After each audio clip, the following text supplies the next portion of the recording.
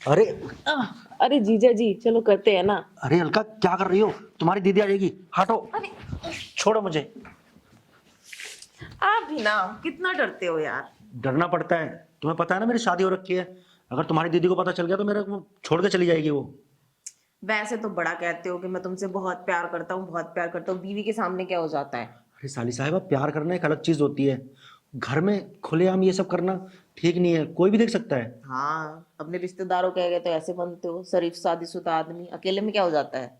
देखो, समझने की कोशिश करो, अभी तुम्हारी शादी नहीं हुई है। कल को तुम्हारे साथ कुछ हो गया, ऊंच नीच हो गई, तो तुम्हारे साथ शादी कौन करेगा? देखो जीजा जी इतने शरीफ मत बनो, ऊंच नीच हम दोनों के बीच हो चुकी है। अरे वो बात ठीक है, पर और भी चीज़ें होती है ना इसके आगे। अगर कुछ हो गया, बात बढ़ गई, मोहल्ले में समाज में पता चल गया, तो क्या इज्जत रह जाएगी मेरी? समझने की कोशिश किया करो। अरे जीजू, वो तो आपने उस दिन गलती करने से पहले सोचना चाहिए था ना। अब क्यों सोच रहे हो? अब सोचने को कोई मतलब ही नहीं है। हाँ, मानता हूँ गलती हो गई थी। अब इस उम्र में ये सब गलतियाँ हो जाती है, बहक जाता है इंसान। देखो, उस गलती को वहीं ख़त्म करते हैं। क्योंकि मैं देखो फैमिली वाला बंदा हूँ, अगर सबको पता लग गया, तुम्हारी दीदी को पता चला ना, तो मेरी शादीशुदा लाइफ ना ख़राब हो जाएगी, मुझे छोड़कर चली जाएगी वो। और आजकल तो लड़कियां ना यूं छोड़ देती है पतियों को। वो नहीं सोचती समाज का, घर परिवार का, किसी की इज्जत के बारे में नहीं सोचती हैं। वो 2 मिनट लगाती है पति को छोड़ने में, उनकी छोटी सी गलती के लिए भी। यार देखो, और ये तो बहुत बड़ी गलती है। ठीक है, हमारे बीच वो सब हुआ था, उस चीज़ को ख़त्म करते हैं ना। तुमने मज़े ले लिए, मैंने मज़े ले लिए, बात ख़त्म हो गई ना। अब तुम अपना शादी ब्याह करो, अपना घर बसाओ, अपने पति के साथ करो ये सब। एक दो बार हमने कर तो लिया, तुम्हारा मन नहीं भरा क्या अभी भी? अरे वाह, अपने अरमान पूरे हो गए तो पीछे हट गए। अब मेरी इस जवानी का क्या होगा। और वैसे भी मजे लेते वक्त आपने नहीं सोचा था कि आप कुछ गलत कर रहे हैं। अब जब गलत कर दिया तो उसके बाद सोच रहे हो। देखो जीजू, अब मैं आपको कोई मौका नहीं दूंगी और ना कोई रिस्क लूंगी, ठीक है। चलो, पहले तो प्यार प्यार से कुछ भी चल रहा था, और अब आपको लग रहा है कि आप गलत कर रहे हो। चलो ठीक है, अगर आपको ऐसा लग रहा है ना तो आपको इस गलती को बार बार करना पड़ेगा, और मुझे बार बार इस गलती को करने के पैसे भी देने पड़ेंगे।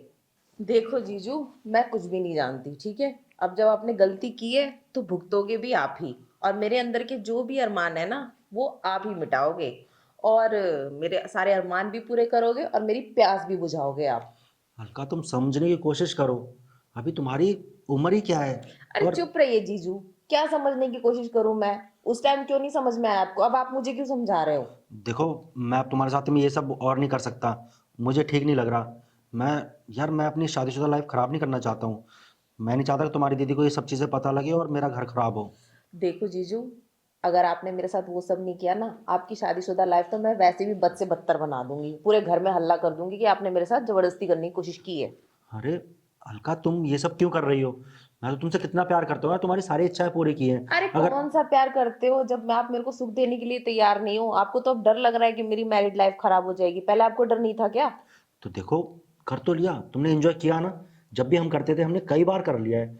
अब तो तुम्हारा मन भरना चाहिए था यार। जीजू दरअसल ऐसा है ना, लड़कियों का मन कभी भरता नहीं है, ऊपर से बढ़ता है, समझे।